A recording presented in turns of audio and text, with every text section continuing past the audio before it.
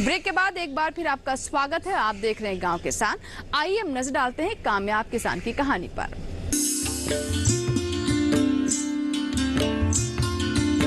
आज हमारी कामयाब किसान की कहानी है राजस्थान के जयपुर से।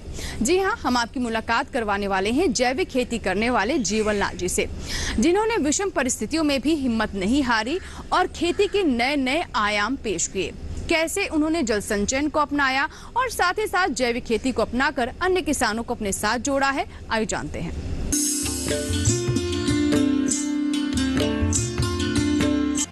खेत में तुलसी के पौधों को सहारा दे रहे ये है किसान जीवन लाल जी, जिनकी कई पुश्तें जमीन को संवारने का काम करती आ रही हैं। जीवन लाल जी बताते हैं कि उनके यहाँ सभी ने शुरू से खेती ही देखी है।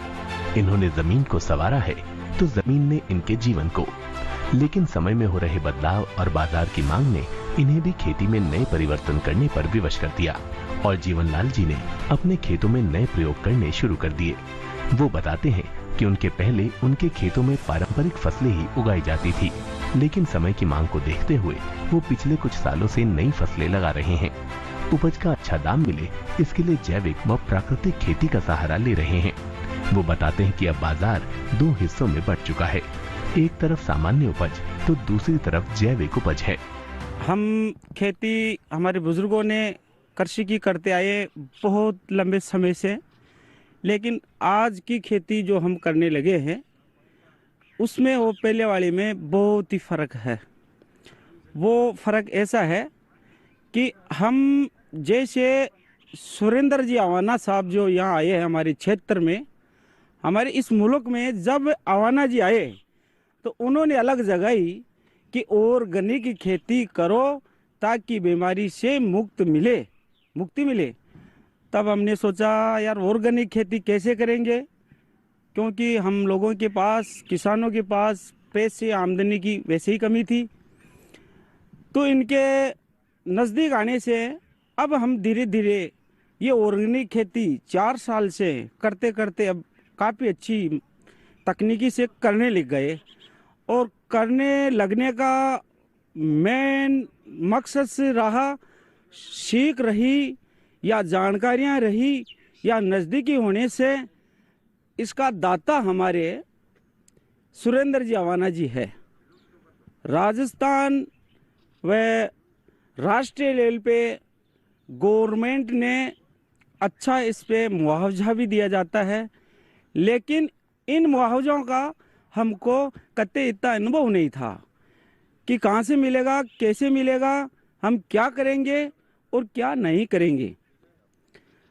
तो सुरेंद्र जी के पास आने से, इनसे सीख लेने से हमको अब ऐसा विश्वास भी हुआ है कि ऑर्गेनिक खेती के भाव भी हमको अच्छे मिलेंगे। और हम सिंचाई के लिए पानी का बहुत ही अभाव था, क्योंकि यहाँ बारिश बहुत कम होती है और पानी भी कम है।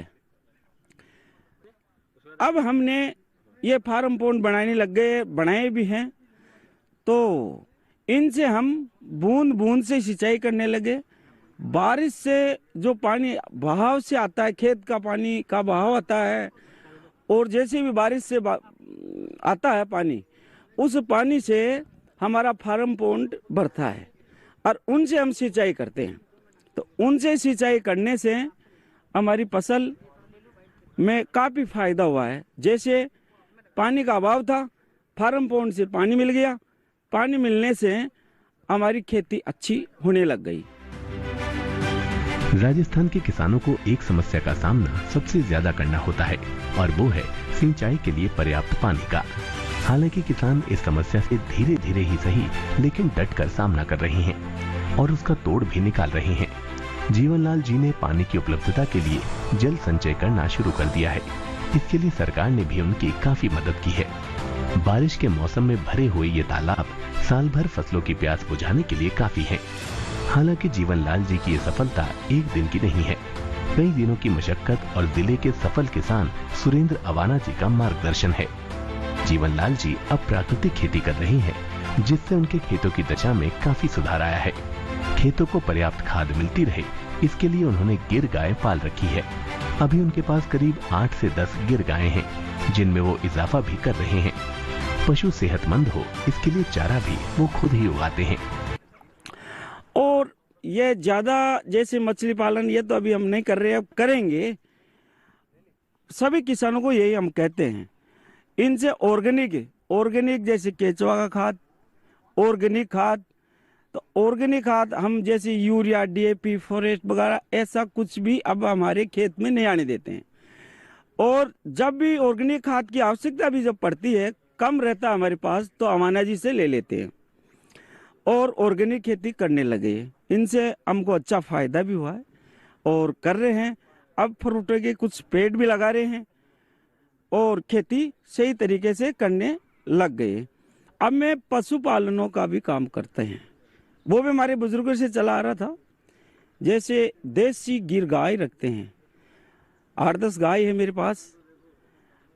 गायों का दूध, घी, ये सब अच्छे हैं खुद की सेहत के लिए, औरों के लिए भी।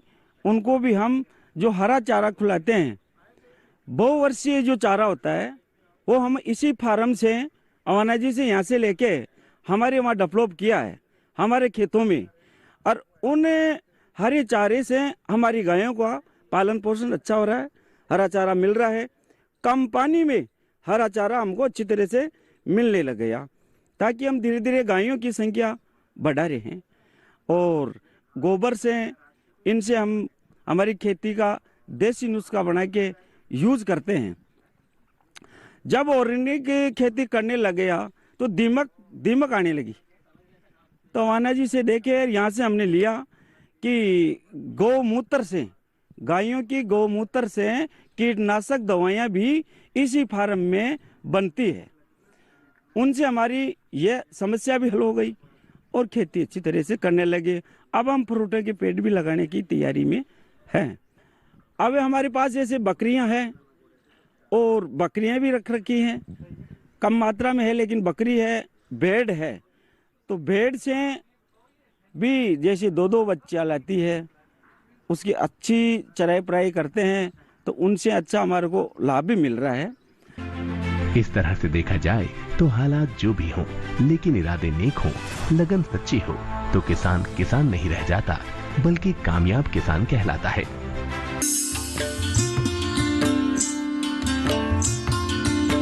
तो ये थी हमारे आज के कामयाब किसान की कहानी। जी हाँ, आपने जाना कि जीवन लाल जी ने कैसे पानी की समस्या का समाधान ढूंढा और नई तकनीक का इस्तेमाल किया। उम्मीद करते हैं कि उनसे आप भी जरूर कुछ न कुछ सीख लेंगे। इसी के साथ ही आज के गांव किसान में फिलहाल इतना ही, लेकिन आपको बता दें कि हमारा ये कार्यक्रम आप हमारे YouTube चैनल पर भी देख सकते हैं। इसके लिए इस QR कोड को स्कैन करें और जुड़ जाए DD किसान के YouTube चैनल से। यहाँ लेंगे आपसे इजाजत। गाँव किसान के अगले अंक में फिर होगी आपसे मुलाकात। तब तक के लिए नमस्कार।